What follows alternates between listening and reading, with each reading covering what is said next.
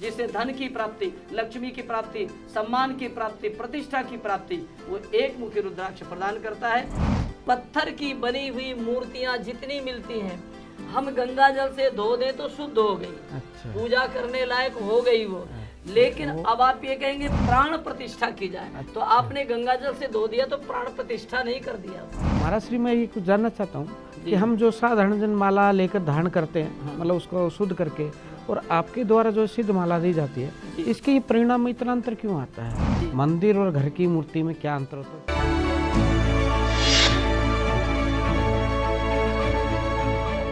महाराज श्री, आपने रुद्राक्ष की महिमा को लेकर बहुत सुंदर व्याख्या की। अब एक अहम प्रश्न है, हमारे दर्शकों की जिज्ञासा उड़ी कि रुद्राक्ष के मुखी के प्रकार को लेकर बड़ा संशय है। कोई कहता है 11, कोई कहता है संसार जैसे 27 है, कोई कहता है 32, जैसे मैंने भी कहा बात की। तो सही में वास्तविक रूप से मतलब शिव पुराण के अनुसार रुद्राक्ष कितने मुखी होता है, और हमें मतलब कौन सा रुद्राक्ष धारण करना चाहिए, इस विषय में थोड़ा मार्गदर्शन करें। आपका प्रश्न बहुत अच्छा है, तो आइए मैं उस पर ही श्लोक की प्रामाणिकता के साथ मैं व्यक्त करूंगा। मेरा, अब मैं बार बार आपको इसलिए बोलता हूं कि मेरा इसमें खोज है, मैंने निकाला ढूंढ ढूंढ करके, चाहे कोई भी पुराण हो, ये मेरी कोशिश है, मेरा प्रयास है कि जो मैं बोलूं उस पर आप तर्क न व्यक्त कर सकें, और जो मैं बोलूं प्रमाण से उसमें आप अपनी बात न रख सकें, क्योंकि मैं भी तो अपनी बात नहीं रख रहा हूं, क्योंकि मेरी बात कोई है ही नहीं। मेरा तो ये है कि मैं ढूंढ करके आपके प्रश्न का उत्तर दूंगा। हमारी मतलब जिज्ञासा है, हम तर्क या कुतर्क पे तो जा ही नहीं सकते, क्योंकि आप शास्त्र संत, आप संत है। सिर्फ हमारी एक जिज्ञासा होती है साधारण के लिए, ताकि लोगों का भ्रम और संशय दूर हो। इस कार्यक्रम का यही एक मूल उद्देश्य है। पहले मैं स्पष्ट कर देता हूँ, आपने प्रश्न किया कि घर में क्या हम उसको शुद्ध कर सकते हैं? हाँ, ये भी प्रश्न है आपका। तो शुद्ध कैसे करें, ये भी ध्यान से सुनिए।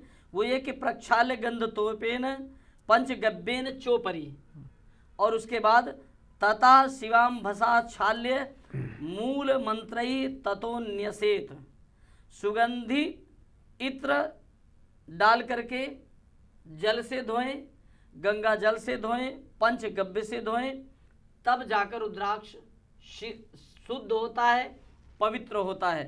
इसका गंध अर्थात सुगंधित इत्र से गंगा जल से, पहले गंगा जल से धोएं, पंचगव्य से धोएं।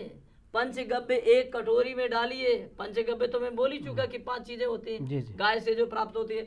तो कटोरी में पंचगव्य डालिए, उसके बाद पंचगव्य में स्नान करवाइए रुद्राक्ष को, और उसके बाद फिर गंगा जल से धोइए। और गंगा जल से धोने के बाद फिर आप क्या करें, गंध तोयेन पंच अर्थात पंचगव्य से स्नान करें, सुगंधित इत्र डालिए उस रुद्राक्ष पर। और डालने के बाद तत्पश्चात क्या करें, आप गंगा जल से धो करके पश्चात पूजये ताम ही गंध पुष्पाक्षतादिभि मूल मंत्रम समुच्चार्य शुद्ध भूमौ निधाय चा। इसका अर्थ ये है कि चंदन पुष्प, अक्षत, चंदन, फूल, चावल, रोली, बिल्वपत्री, भस्म सभी कुछ उसमें लगाइए, और लगा करके रख करके भगवान शंकर की आरती कर दें, क्योंकि स्वयं वो महादेव ही हैं जो आपने रुद्राक्ष घर में शुद्ध किया, सिद्ध नहीं किया। शुद्ध मतलब वो शुद्ध होगा, अब शुद्ध है ये। अब प्रश्न ये होता है कि पत्थर की बनी हुई मूर्तियां जितनी मिलती हैं, हम गंगा जल से धो दें तो शुद्ध हो गई। अच्छा। पूजा करने लायक हो गई वो। लेकिन अब आप ये कहेंगे प्राण प्रतिष्ठा की जाए। अच्छा। तो आपने गंगा जल से धो दिया तो प्राण प्रतिष्ठा नहीं कर दिया आपने। तो यही अंतर है सिद्ध और शुद्ध। हाँ, तो यही तो अंतर है ना। आपने शुद्ध कर लिया, तो शुद्ध करने के बाद सिद्ध करेंगे, तो सिद्ध करेंगे रुद्राभिषेक करके, फिर वो शिव पिंडी पर रुद्राक्ष। हम ये रुद्राक्ष लाखों की संख्या में मंगाते हैं, मालाएं 50,000 मंगाते हैं, लेकिन ये है कौन सी ये रुद्राक्ष, इस पर मैं चर्चा अभी करूंगा। तो इसको क्या करते हैं, इसको हम केवल शुद्ध नहीं करते। महाराज श्री, मैं ये कुछ जानना चाहता हूँ कि हम जो साधारण जन माला लेकर धारण करते हैं, मतलब उसको शुद्ध करके, और आपके द्वारा जो सिद्ध माला दी जाती है, इसके ये परिणाम में इतना अंतर क्यों आता है? इसलिए कि मूर्ति जयपुर से बनकर आ गई जी, कलाकार ने मूर्ति बना के आपको दे दिया, और देने के बाद वो जब तक बनाता रहता है तब तक उसी के ऊपर बैठता है, वो मूर्ति के ऊपर हथौड़े बरसाता है, छेनी बरसाता है, और कर करके उसको। अब आप उससे ये पूछो कि तुम तो हनुमान जी के ऊपर बैठे हुए हो, तो वो एक ही जवाब देता है कि मैं हनुमान जी की मूर्ति बना रहा हूँ, भगवान कृष्ण की बना रहा हूँ, किसी की भी माँ भगवती की बना रहा हूँ, लेकिन मूर्ति बनने के बाद हम सुंदर साफ सुथरा करके आपको दे देते हैं, लेकिन जब आप घर ले जाएंगे, मंदिर में ले जाएंगे, तब 3 दिन तक उसकी प्राण प्रतिष्ठा होगी। तो जब प्राण प्रतिष्ठा होगी तभी उसमें प्राण डालेंगे आचार्य लोग। तो जब प्राण डालेंगे तो वही मूर्ति फिर भगवान का रूप ले लेगी, फिर उसका भोग लगाएंगे, फिर उसकी आरती करेंगे, फिर उनको शयन भी करवाएंगे, फिर उनको कपड़े भी पहनाएंगे। ये प्रक्रिया तभी शुरू होगी जब आप प्राण प्रतिष्ठित कर देंगे। महाराज ये भी एक अच्छा विषय है कि जो हम मूर्ति लाते हैं घर में, मंदिर और घर की मूर्ति में क्या अंतर होता है, उसकी प्राण प्रतिष्ठा एक लंबा अच्छा विषय है, इसको हम बाद में करें। मूलतः अपने रुद्राक्ष पे ही आते हैं। हम मुखी को लेकर चर्चा कर रहे थे कि विशेष मनोकामनाओं के साथ हमें कौन सा रुद्राक्ष धारण करना चाहिए। रुद्राक्ष जो है, पहले मैं वो स्पष्ट कर देता हूँ श्लोक के द्वारा, और पद्म पुराण का श्लोक मैं बोल रहा हूँ। आचार्य वृंद श्लोक, इन श्लोकों को समझ सकेंगे कि मैं वाकई प्रामाणिकता दे रहा हूँ। एक वक्त्र शिव साक्षात, एक मुख, मैं बाद में स्पष्ट करूँगा। एक वक्त्र शिव साक्षात ब्रह्म हत्याम विपोहति, दुई वक्त्रो, 2 की बात कर रहा हूँ मैं, सब स्पष्ट करूंगा 1, 2 से लेकर 11 तक।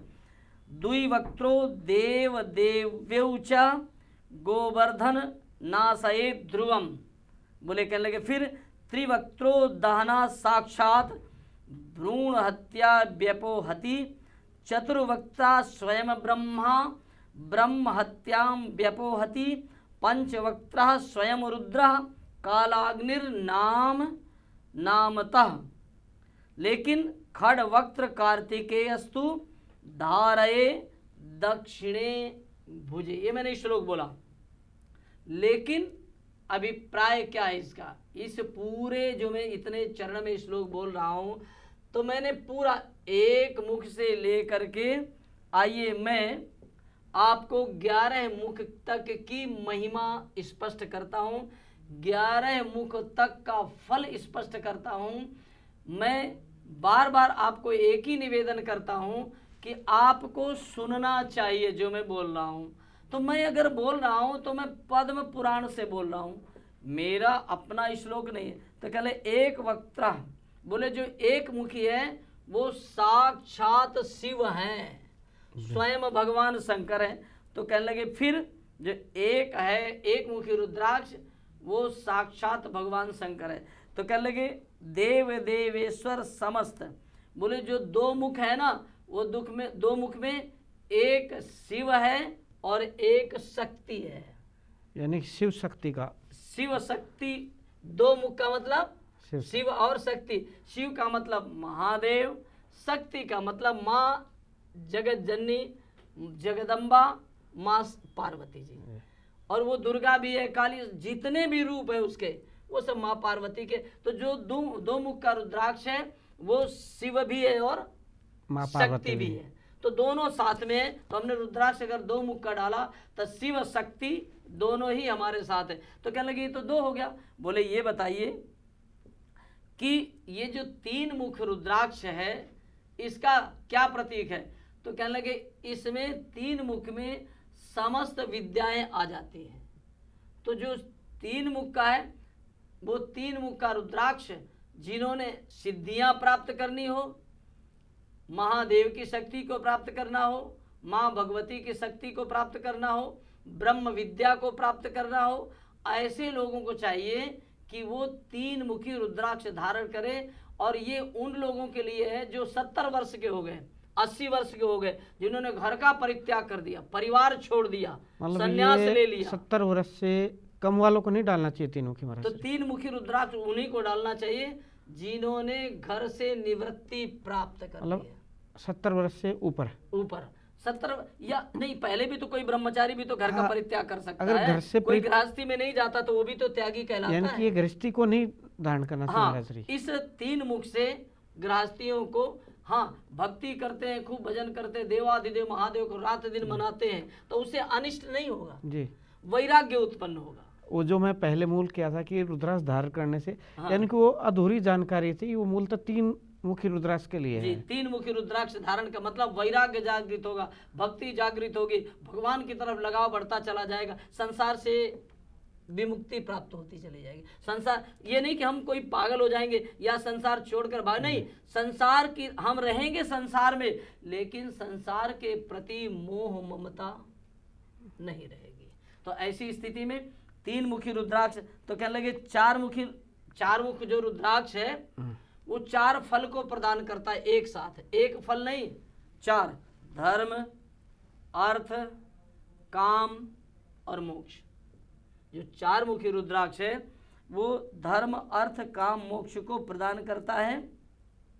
चतुर्वक्त्रा स्वयं ब्रह्मा, मैं नहीं बोल रहा हूं, स्वयं ब्रह्मा चतुर्वक्त्रा, बोले ब्रह्मा जी के 4 मुख हैं। ब्रह्मा जी के कितने मुख? 4 मुख। तो जो 4 मुख का रुद्राक्ष होता है वो स्वयं ब्रह्मा जी का स्वरूप होता है और इसको सभी लोग पहन सकते हैं, 4 मुख को। 4 मुख। तो 4 मुख जो व्यक्ति धारण करेगा कलयुग में उसको क्या प्राप्त होगा? धर्म, अर्थ, काम और मोक्ष, चारों चीजों की 4 फल की प्राप्ति हो। एक फल में 4 फल मिलेंगे। इसके बाद आता है हमारा शरीर पंचमुखी। पंचमुखी आता है। तो पंचमुखी का क्या है? साक्षात रुद्र, बोले जो पंचमुखी है, पंचवक्त्रा स्वयं रुद्रा, श्लोक स्पष्ट कर रहे हैं कि स्वयं रुद्रा। तो बोले स्वयं रुद्र क्या है? बोले भगवान शंकर पंचमुखी है। तो बोले जब आप 5 मुखी रुद्राक्ष धारण करोगे, रुद्राक्ष जब 5 मुखी धारण करोगे तो स्वयं रुद्र है, वो स्वयं महादेव हैं, स्वयं देवाधिदेव भगवान शंकर हैं। तो कहने लगे कलयुग में 5 मुख में 5 सिर है महादेव के, तो उस रुद्राक्ष में 5 ही सिर हैं, 5 ही मुख हैं, वो स्वयं भगवान शंकर हैं। तो कहने लगे पंचवक्त्रा। तो बोले षष्ठ, बोले जो षष्ठ वक्त्र कार्तिकेयस्तु, तो कहने लगे जो 6 मुखी रुद्राक्ष है वो स्वयं कार्तिकेय भगवान है। कार्तिकेय भगवान का विवाह नहीं हुआ, कार्तिकेय भगवान शंकर के अंश पुत्र हैं और श्री गणेश जी माँ पार्वती के मानस पुत्र हैं। मानस पुत्र, मैं इसकी चर्चा फिर करूंगा। मानस पुत्र का मतलब है गणेश जी कि मन से जिनको प्रकट किया माँ पार्वती जी ने, वो मानस पुत्र है। इस श्लोक के साथ प्रामाणिकता दूंगा कि गणेश जी का जन्म कैसे हुआ, गणेश जी का प्राकट्य कैसे हुआ, तो वो मैं बात स्पष्ट करूंगा माँ पार्वती जी के साथ लेकर के। लेकिन अभी फिलहाल हम इसको पूरा करते हैं मूल। हाँ मूल, तो मूल इसमें ये पूरा करते हैं। खड वक्त्र कार्तिकेयस्तु, अर्थात जो 6 मुखी रुद्राक्ष है भगवान कार्तिकेय 6 मुख है, षष्ठ मुख है। हालांकि जन्म से 6 मुख नहीं है जी, ये भी ध्यान रखिएगा, क्योंकि अगर मैं शिव कथा से स्पष्ट करूं तो कार्तिकेय भगवान जो है ना वो 6 मुख के नहीं है। कार्तिकेय भगवान जन्म में केवल 1 मुख से हैं, लेकिन ऋषि की पत्नियों ने ये कह दिया मेरे पुत्र है, तो वो 5 पत्नियां थी ऋषियों की। अब ये कथा थोड़ी सी लंबी हो जाएगी, मैं कर सकता हूं। हमारा मूल रुद्राक्ष पे ही आते हैं। हाँ, तो अभी हम रुद्राक्ष पे चल रहे हैं। तो जो कार्तिकेय भगवान है वो भगवान शंकर के अंश पुत्र है, अर्थात भगवान, मैं केवल छू रहा हूँ, भगवान शंकर से बार बार माँ ने कहा, माँ पार्वती जी ने कहा कि मुझे संतान चाहिए, मुझे पुत्र की प्राप्ति चाहिए, तो भगवान शंकर नहीं माने। देवताओं ने कहा प्रभु अगर आपका पुत्र नहीं होगा कार्तिकेय तो निश्चित है तारकासुर का वध नहीं होगा, तारकासुर मरेगा नहीं, क्योंकि ब्रह्मा जी से उसको वरदान प्राप्त हो, कभी नहीं मरेगा। तो बोले फिर तो ऐसी स्थिति में आप ऐसी कृपा करिए ना कि आपका कार्तिकेय पुत्र पैदा हो। तब भगवान शंकर ने अपने अंश को हिमालय पर छोड़ दिया, और जब हिमालय पर छोड़ दिया तो जो भी देवता जाता था वो उस अंश के पास नहीं पहुंच पाता था, इतना तेज था। अग्नि तो कुछ भी नहीं, इतना तेज था कि कोई भी देवता उसको उठा नहीं सकता था। तब देवताओं ने अग्निदेव को कहा कि तुम ही कर सकते हो। तो अग्निदेव, बस मैं इसको पूरा करता हूँ, स्पर्श कर रहा हूँ। तब देवताओं के कहने पर अग्निदेव कबूतर का रूप धारण करके और वो गए, तो उन्होंने अपनी चोंच से उस अंश को उठाया। इतना तेज था कि वो भी वहां नहीं ठहर पा रहे थे, पर उन्होंने अपनी शक्ति से उठाया और उठा करके हिमालय में गंगा जी का प्रवाह जहां से प्रवाहित हो रहा था उसी जल में उसको अंश को छोड़ दिया। इसलिए महादेव का अंश है कार्तिकेय भगवान। मैं आगे की ऋषियों की कथा, देवियां कैसे प्रेग्नेंट हो गई और उसके बाद देवता नहीं, उसके बाद उनके ऋषि मुनि कहने लगे हमने संसर्ग किया नहीं, तुम कैसे गर्भवती हो गई। तो वो जो अंश था वो अंश सारा उन देवियों के गर्भ में जाके स्थापित हो गया। अब ये बहुत लंबा है और इसको मैं फिर स्पष्ट करूंगा, परंतु कार्तिकेय भगवान अंश पुत्र है। हमारे अखाड़े में हम निरंजनी पंचायती अखाड़े से मैं महामंडलेश्वर हूँ और हमारे सारे आचार्य, हमारे सारे महामंडल, सभी महापुरुष कार्तिकेय भगवान की पूजा करते हैं। वो हमारे सदगुरु हैं, वो हमारे गुरुदेव हैं, वो हमारे भगवान हैं। इसलिए आज मैं चैनल के माध्यम से भगवान को प्रणाम करता हूँ, उनके चरणों में बार बार वंदन करता हूँ कि आपकी महिमा को मैं पूरा नहीं गा पा रहा, पूरा नहीं कह पा रहा, इसके लिए मुझे क्षमा करेंगे प्रभु आप। आइए, तो कार्तिकेय भगवान षष्ठ मुख है, तो जो रुद्राक्ष है 6 मुखी, ये स्वयं कार्तिकेय भगवान है। तो क्या लगे हमारा 6 मुख तक तो चर्चा कर दी, लेकिन 7 मुख रुद्राक्ष है, इसका क्या फल प्राप्त होता है 7 मुखी रुद्राक्ष का। 7 मुखी रुद्राक्ष धारण करने से दरिद्रता दूर होती है, गरीबी दूर होती है, हमारे घर में धन ठहरता है और हमारे घर में लक्ष्मी की प्राप्ति होती है अगर हम 7 मुखी रुद्राक्ष धारण करें। कहने लगे अष्टमुखी, बोले 8 मुखी रुद्राक्ष स्वयं भैरव का स्वरूप है और जो व्यक्ति कलयुग में इस 8 मुखी रुद्राक्ष धारण करता है उसकी उम्र बढ़ती है, अकाल मृत्यु का सामना नहीं करना पड़ता। रुद्राक्ष गले में डली होना चाहिए। भैरव दादा कृपा करते हैं उन कलयुग के प्राणियों पर जिन पर महादेव का रुद्राक्ष प्राप्त है। बोले 9 मुख का रुद्राक्ष क्या फल देता है, उस क्या स्वरूप है। तो उन्होंने कहा स्वयं माँ पार्वती हैं, वो स्वयं 9 दुर्गा हैं। हम नवरात्र में 9 दुर्गा 9 स्वरूप मानते हैं। तो कहने लगे कलयुग में प्राणी माँ भगवती को कैसे धारण कर पाएगा, उसकी कृपा कैसे प्राप्त कर पाएगा, क्योंकि इतनी बड़ी मूर्ति है वो तो लेके चल नहीं सकते, हम जगह जगह लेकर जा भी नहीं सकते, मंदिर में जाते तो स्थापित कर देते हैं। लेकिन वेदव्यास भगवान ने कहा कलयुग में जो प्राणी माँ भगवती को मनाता है, जागरण करवाता है, माँ भगवती के मंदिर में जाके नवरात्रि की पूजा करता है, वो 9 मुखी रुद्राक्ष धारण करे सिद्ध करके, तो माँ भगवती उस भक्त की सदैव रक्षा करती है और माँ भगवती सदैव उस भक्त के साथ रहती है रुद्राक्ष के रूप में। तो ये 9 मुख हो। इसके बाद महाराज श्री हम आते हैं 10 मुखी रुद्राक्ष। हाँ, अब आते हैं 10 मुखी का। तो कहने लगे महाराज 10 मुखी का भी स्पष्ट कर दीजिए, जब आप सारा कुछ बता रहे हैं।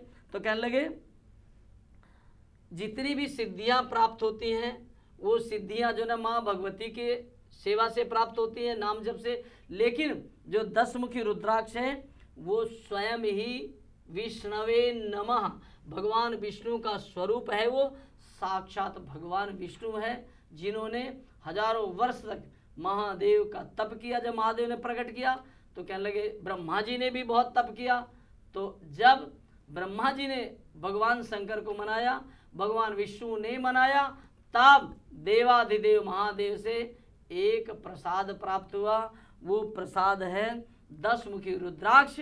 तब भगवान विष्णु ने कहा कलयुग में जो भी प्राणी 10 मुखी रुद्राक्ष धारण करेगा, मेरी कृपा मेरा आशीर्वाद उस प्राणी पर सदैव बना रहेगा, जो भी कलयुग में 10 मुखी, अर्थात विष्णवे नमः विष्णु स्वरूप है। बोले एकादश, बोले 11 मुखी जो रुद्राक्ष होता है उसका क्या फल होता है। तो 11 मुखी रुद्राक्ष का फल है भगवान शंकर एकादश है, एकादश जी।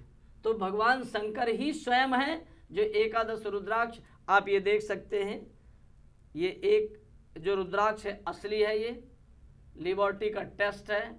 और अभी तक हम एक रुद्राक्ष का प्रयोग करते रहे कि फल जो लिखा है पद्म पुराण में वो मिलेगा कि नहीं मिलेगा। तो अभी कुछ समय से ये हमने ये मोती है असली, और इस मोती की माला में ये 11 मुखी रुद्राक्ष है।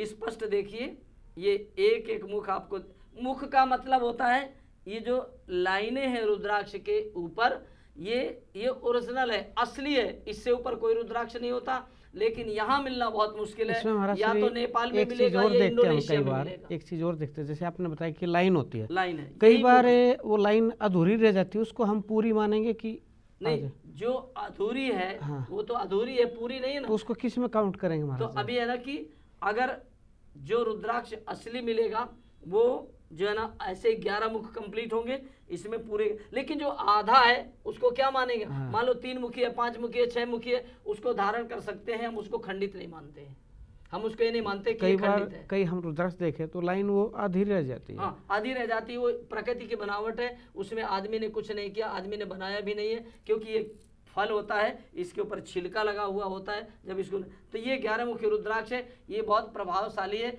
मैंने जब से इसको डाला हुआ, अभी थोड़े दिनों पहले ही प्रयोग में मैंने 1 मुखी, 2 मुखी, 3 मुखी, 4 मुखी, 5 मुखी, 6, 7, 8, 9, 10, 11, तो इस समय हम 11 का प्रयोग कर रहे थे। 1 मुखी को तो करीब 10-15 साल पहले हमने प्रयोगात्मक किया, जिससे धन की प्राप्ति, लक्ष्मी की प्राप्ति, सम्मान की प्राप्ति, प्रतिष्ठा की प्राप्ति वो 1 मुखी रुद्राक्ष प्रदान करता है। इसलिए ये जो मैंने आपको दिखाया ये 11 मुखी रुद्राक्ष है, भगवान शंकर स्वयं ही हैं ये, और ये जीव की सदैव रक्षा करते हैं, सदैव भक्ति बढ़ती है। इसलिए आज मैंने आपसे एकादश रुद्राक्ष धारण करने की बात की। अब प्रश्न ये खड़ा होता है कि क्या हम रुद्राक्ष को मिला करके माला पहन सकते हैं? तो मैंने लगभग 32-33 साल से हमने इस रुद्राक्ष का प्रयोग किया, सभी का प्रयोग किया, लेकिन सबसे ज़्यादा प्रभावशाली जो होता है, क्योंकि एक व्यक्ति बहुत अमीर है तो 11 मुखी खरीद सकता है, एक व्यक्ति को बहुत परमात्मा ने धन दिया तो वो 1 मुखी भी रुद्राक्ष खरीद सकता है। हमारे यहाँ हम आपको इसलिए नहीं बोल रहे कि आप रुद्राक्ष खरीदें, लेकिन ये हम जिम्मेदारी लेते हैं कि लिबर्टी टेस्ट होगा, जहाँ से हम रुद्राक्ष मंगाते हैं वो रुद्राक्ष या तो नेपाल पे मिलता है या तो इंडोनेशिया में मिलता है, लेकिन उसकी वारंटी है कि 1 लाख का इनाम है अगर कोई व्यक्ति रुद्राक्ष गलत सिद्ध कर दे। तो हम किस प्रयोग पर पहुंचे? शिव कथा करते करते करते करते इतने वर्ष बीत गए और हम इस प्रयोग पर पहुंचे हैं कि 4, 5 और 6 ये 3 रुद्राक्ष हैं जिसका हमने प्रयोग किया, क्योंकि इसको सभी खरीद सकते हैं। और इन 4 का प्रयोग करने के बाद, सिद्ध करने के बाद, हमने एक ही काम किया कि 4 में धर्म, अर्थ, काम और मोक्ष, अर्थात ब्रह्मा जी, ये ब्रह्मा जी हो गए, और धर्म, अर्थ, काम और मोक्ष 4 मुख ब्रह्मा जी हो गए। तो ब्रह्मा जी को हमने निकाल लिया। पंचमुख में हमने क्या निकाल, पंचमुखी भगवान शंकर को ले लिया हमने, तो 5 मुख भगवान शंकर हो गए। और जब 6 मुख निकले तो भगवान श्री कार्तिकेय को ले लिया हमने। तो हमने तीनों का, तो ये जो माला है, ये माला में 4, 5 और 6 ये बनाना बहुत मुश्किल है, बहुत कठिन है। अर्थात आपके जीवन के लिए ये माला सबसे श्रेष्ठ है, सबसे लाभदायक है, क्योंकि हम प्रयोग करके देते हैं। रुद्राक्ष बहुत ज़्यादा मंगाते हैं हम, लेकिन इसको बनवाने में बहुत टाइम लगता है, क्योंकि 4 की छटनी करनी पड़ती है, माला से फिर निकालना पड़ता है, 4 ढेर लगा होता है, उसमें 4 छाटना, 4 भी, 5 भी, 6 भी। तो ये जो माला है इसमें तीनों ही मिले हुए हैं, तीनों मिले हैं, और बहुत थोड़े से पैसे में, हालांकि इसको खरीदने में हमें टाइम लगता है। फिर 9 दिन तक इसको रुद्राक्ष को शिव पिंडी पर 100-100, 200, 500 माला मंगाते हैं हम, फिर शिव पिंडी पर ऐसे डाला जाता है। और डालने जब हमें ऐसे डालते हैं तो डालने के बाद पूरा 2.5 घंटे तक रुद्राभिषेक होता है, फिर उसके बाद ओम नमः शिवाय पंचाक्षरी मंत्र का जप होता है। ऐसे 9 दिन तक इसमें जल चढ़ता है। 9 दिन के बाद हम सिद्ध करते हैं। सिद्ध करने के बाद जब भी किसी को देते हैं, उसके सारे कार्य, दुनिया का कोई भी काम है, रुद्राक्ष डालिए और टॉयलेट जाते समय उतार कर टांग दीजिए, दोबारा फिर इस रुद्राक्ष को डालिए। 4, 5 और 6 हमने तीनों को मिलाकर प्रयोग किया, जिससे कोई गरीब भी खरीद सके, कोई धनवान भी खरीद सके, और बड़े थोड़े से पैसे में रुद्राक्ष घर घर तक हम पहुंचाते हैं अपनी शिव कथा करके। इसलिए मेरा आपसे निवेदन है, एक और रुद्राक्ष है, ये रुद्राक्ष है, इसको हाथ में धारण करने के लिए बनाया गया।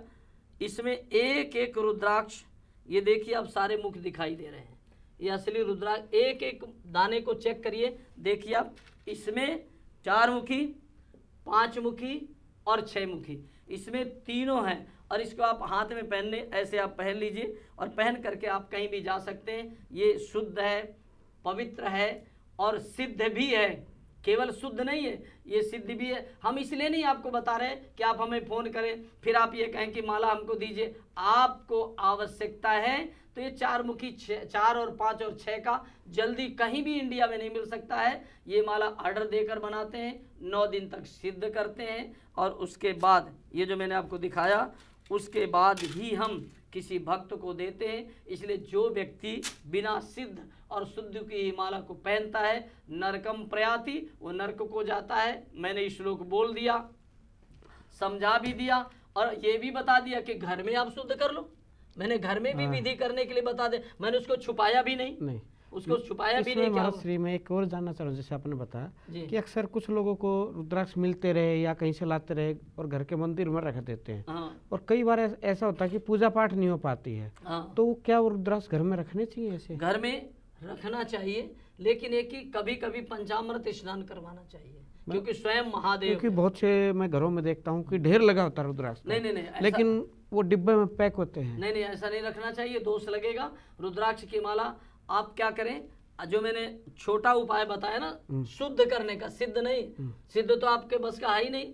सिद्ध करना तो 9 दिन आचार्य ब्राह्मण बैठते हैं, इसलिए शुद्ध करके उसका कभी कभी दर्शन करते रहिए और कभी कभी ने अपने हाथों में लेकर के भगवान शंकर का ही स्वरूप है उनको प्रणाम करते रहिए। लेकिन ला करके आपने केवल रख दिया है तो वो आपके जीवन को सफलता प्रदान नहीं करेगा, ना आपके जीवन में कोई सुख मिलेगा, ना शांति मिलेगी। रखें, लेकिन कभी कभी पंचामृत स्नान करवा दो जब समय मिल जाए, 10 दिन 5 दिन में, और उसके बाद हाथ में लेकर के प्रणाम करो और भगवान से क्षमा याचना करो। हालांकि घर में रुद्राक्ष रखा हो तो उसको शुद्ध और सिद्ध करके धारण करना चाहिए, उसका पूर्ण फल प्राप्त होता है। महाराज श्री मैं आपसे एक विशेष जानना चाहूँगा रुद्राक्ष के विषय में जी, कि आज जो सबसे बड़ी समस्या है लोगों का मानसिक मतलब शांति नहीं है जी, कहीं ना कहीं डिप्रेशन में कुछ है, तो ऐसा कौन सा रुद्राक्ष की विधि है, कौन सा मतलब मुख्य धारण करना चाहिए? क्योंकि जिसका मानसिक संतुलन होगा वो सारी कर कभी कभी सही निर्णय नहीं ले पा रहा व्यक्ति, मतलब आज का जो माहौल है भाग दौड़ भरा वस्तु का, तो उसका क्या समाधान हो सकता है रुद्राक्ष के माध्यम से? उसका समाधान ये है कि भगवान ने अगर धन दिया है और खूब संपत्ति पैसे दिए हैं तो एक मुखी रुद्राक्ष हमारे ऑफिस में कॉल करके नंबर चल रहे हैं, उससे आप एक मुखी रुद्राक्ष मंगाइए अगर आप सामर्थ्यवान हैं तो। और सामर्थ्य नहीं है आपकी, आप बहुत गरीब परिवार से हैं या आप उतना पैसा नहीं खर्च सकते, तो सबसे अच्छा 4, 5 और 6 इस रुद्राक्ष को मंगाइए और धारण कीजिए और महादेव की आराधना करिए। आपको पूरा सुख मिलेगा, शांति मिलेगी, कोई भी आपको परेशानी नहीं होगी। आप एक बार करिए, एक बार धारण करिए, निश्चित ये हम प्रयोग कर रहे हैं करीब 30 वर्ष से। ये हम इसलिए नहीं करें कि आप माला खरीदो या हमें आप इसका बिल्कुल थोड़े से पैसे होते जो खर्च होता है संस्था का, जो हमारे आश्रम का खर्च होता है, केवल उसका लिया जाता है। इसलिए सब सुखी हो जाएं, सबको भगवान शंकर की कृपा मिले, हम शिव कथा करते सब आनंदित हो जाए, सारे परिवार सुखी हो जाएं, सारे परिवार भगवान शंकर की सेवा में लग जाएं। इसलिए आपको उसके लिए ये माला आपको जो हम दिखा रहे हैं, ये पथरी की रुद्राक्ष और 4 और 5 और 6 इसमें तीनों है, तो इसको आप प्राप्त कर सकते हैं। आज के इस विषय को हम यहीं पर विश्राम देते हैं। ओम नमः शिवाय। मैं करता हूँ महाराज श्री, आपने रुद्राक्ष से संबंधित हमारे बहुत से संशय, बहुत सी भ्रांतियाँ जिज्ञासाओं को शांत किया, और रुद्राक्ष के विषय में और भी बहुत से प्रश्न जिज्ञासाएं हैं, वो आपसे फिर कभी समय मिलने पर जानेंगे। आपने जो हमारा मार्गदर्शन किया उसके लिए आपका कोटि कोटि नमन, प्रणाम। ओम नमः शिवाय। ओम नमः शिवाय। ओम नमः शिवाय। एक कन्या के विवाह में धर्म के माता पिता बनकर कन्यादान की सेवा 51,000 रुपए देकर पुण्य के भागी बने। आप अपनी दान राशि आश्रम के अकाउंट में जमा करा सकते हैं। Account details: SBI account number 356136999139, IFSC code SBIN 0016533, branch ISKCON मंदिर, रमन रेती road, Vrindavan. PNB account number 0015002100077821, IFSC code PUN 0001500, branch Ambala शहर, हरियाणा। संपर्क सूत्र 9355088818, 9355556659, 68900019।